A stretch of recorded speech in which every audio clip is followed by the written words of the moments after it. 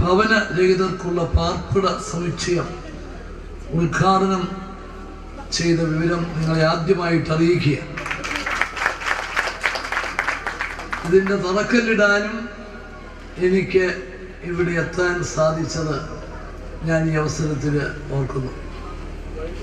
ചുരുങ്ങിയൊരു കാലം കൊണ്ട് ഈ പ്രോജക്റ്റ് പൂർത്തിയാക്കിയത് വളരെ സന്തോഷകരമായിട്ടുള്ള കാര്യമാണ്. ഇതിൻ്റെ കാര്യത്തിൽ ഇവിടുത്തെ മുനിസിപ്പാലിറ്റി എടുത്ത താല്പര്യം ഞാൻ പ്രത്യേകം എടുത്ത് പറയുക.